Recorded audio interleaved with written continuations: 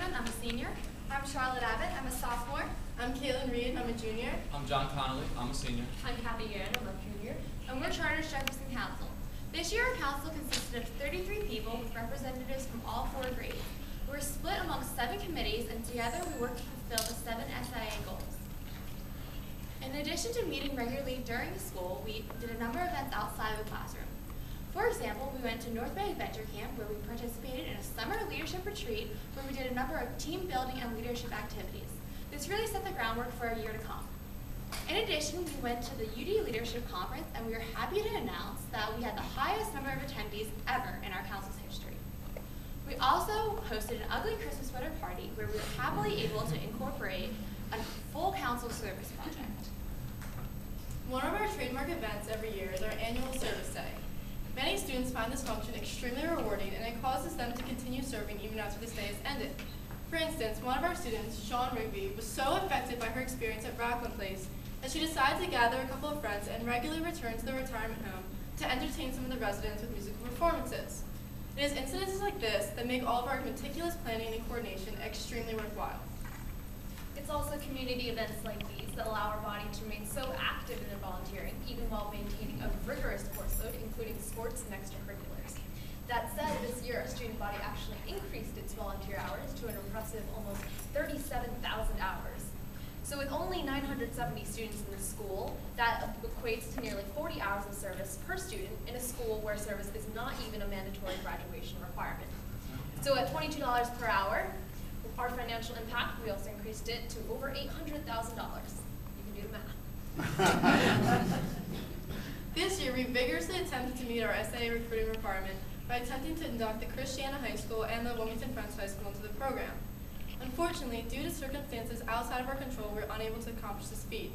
However, this did not stop us from partnering with other schools. For instance, our regional director, Ms. Michelle Finance, put us in contact with Bayside High School, a high school located in Clearwater, Florida. As a relatively young SIA council, they were in desperate need of help, so we decided to mentor them. Through Skyping, texting, and emailing, we were able to establish a relationship and exchange ideas and perspectives and both grow as councils. Additionally, just yesterday, we partnered with Christiana High School and their Light Up Blue campaign to raise awareness for autism.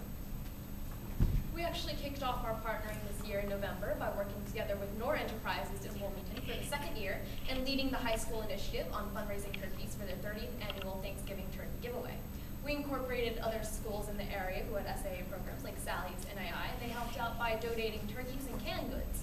So the highlight of this drive was actually just being able to walk around Wilmington 10 minutes from our school's doorstep and distribute those turkeys to over 2,000 local families who otherwise wouldn't have had a Thanksgiving dinner.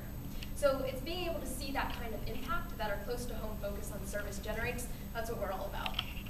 In December, we learned of a serviceman that was struggling to provide a Christmas for his family.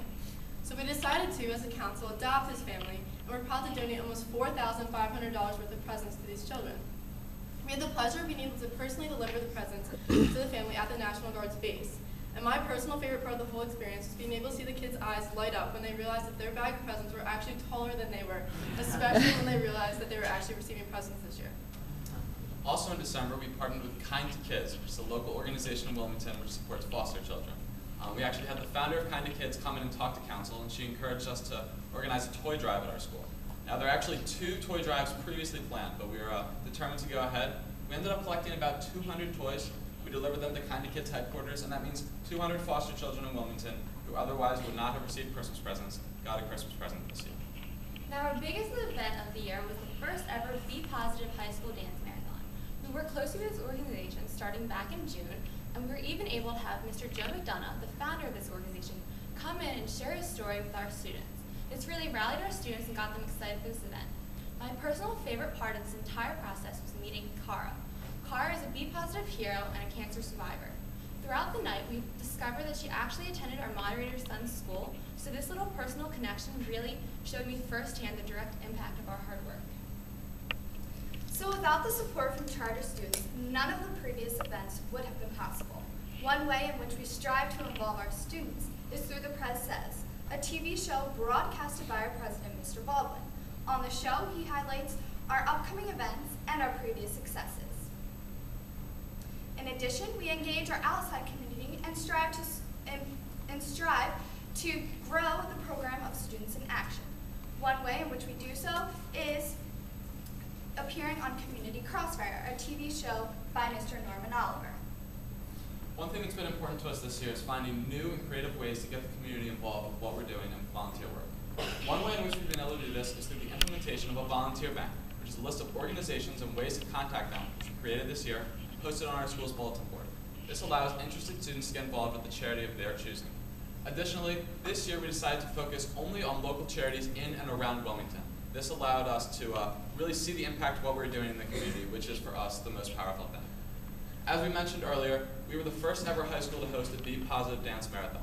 Our fundraising goal was $10,000.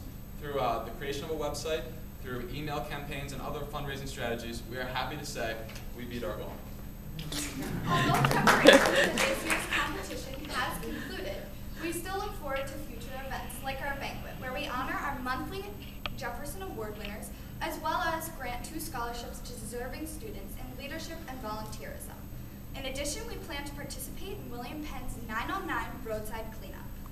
One thing that's important to us is also to select next year's council members this year. This is something we did last year, and it helped us to meet at the end of last year and during the summer to really hit the ground running in September.